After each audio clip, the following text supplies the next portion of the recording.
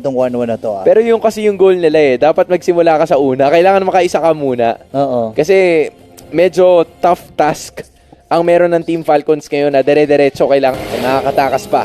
Sinalubong siya dun Buti may dispersion rotation. Ay! Tumama yung tot. Ako makakatapak ba ng trap dito? Iniwasan nila yung trap. Alam nila kung saan nakaposisyon. Owen! Pero habol sila doon! Oy!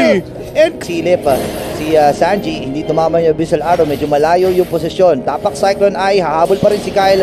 Nag-retry ba siya doon? Nag-retry siya. Oo, nakapag-retry na siya. So ngayon medyo ipit siya ng konti. Pero mawawala. Walang iba kundi si Sanford sa pagkakataon na yun. JP can't do anything about it. At mukhang tuloy-tuloy yata ang gusto gawin nila, Kyle. Naku, tumama na naman yung Abyssal Arrow habang mamamatay. Itong si Daddy JP. And that's what we've been talking about all day.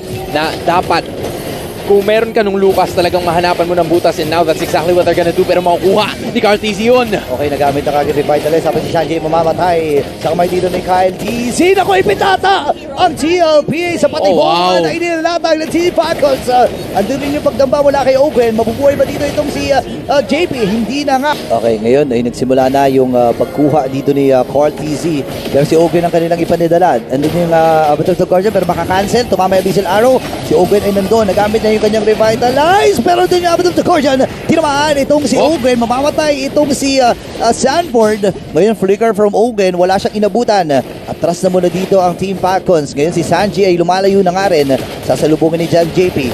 Sapat ba yung damage sila dito? Kasama na rin si Oheb sa magiging party. Lalapag din kanyang Zaman Force, pero doon si Flap TZ para pigilan siya. Pero hindi ata mapipigilan si Kyle TZ. Ngayon naman ay si Super Makmak ang makakakuha ng pagong. Si Flap ay nakakuha na rin ng kill. Ngayon umahabol pa rin si Flap. Si Pew ay andun sa may bandang ibaba para i-sandwich. Yung dalawang miyembro mula sa TLPS. Ngayon nandun yung dispersion rotation. Tatakas si Sanji dito, pero sabi ni Kyle walang tatakas. Nang lalalapitan, now they don't necessarily have the best kits for them to be able to do that. Oo, napakahirap nito. Tapos 5-0 pa si Kyle TZ. Napakasakit ng mga flash combo niya. Abyssal Arrow hindi tumama. Ngayon ito na ang pagsugod ng Team Falcons. Magiging next pata. Ito si Daddy JP. Kapag na Jugani nagamit din. Si Pioy nakadalawa na. Magiging tatlo pa si Ogun.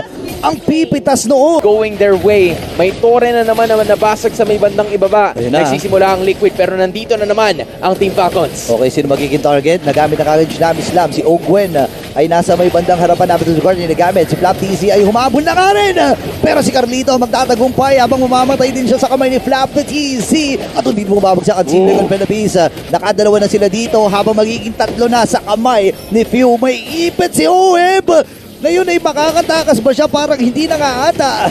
Dahil hindi sasapat yung damage sila and complete wipe out para sa kupunan ng Falcons. Minutes and 45 seconds in. Babangga na itong Lord. Will they be able to bring one down? At andun na naman yung Tsunami Slam. Okay, hindi ata makakagalaw itong si Sanford, pero nakalipad. Lipad! Itong si Super Makmak, may ipin siya sa may ilalim. Pero mabubuhay pa rin. Okay, tumama yung Abyssal Arrow mula dito kay Sanji, pero hindi ata sapat yung kanyang damage para makitil ang buhay. Ibibigay ni Sanji even ni Oheb dito. So hindi ready talaga. Ay, sa likod! Yung Tsunami Slam, hindi nakagalaw itong si Oheb. Hindi pa rin available ang kanyang Purify noon. Ngayon babasagin na yung Torres may bandang kita. Ilalaban na lang dito ng mga miyembro ng TLPH. Bagsak si Sanford. Natitira na lang si Sanji at itong si Carl TZ. Nag-aantay lang sila ng mga minions. Pwede na mag-transition doon sa may top lane. Lumapasag na rin ito. Ready na ang Team Falcons na umarangkada muli at lumipad at kunin itong game number 3. Pipilitin ni Sanji pero hindi kakayanin. Falcons are here.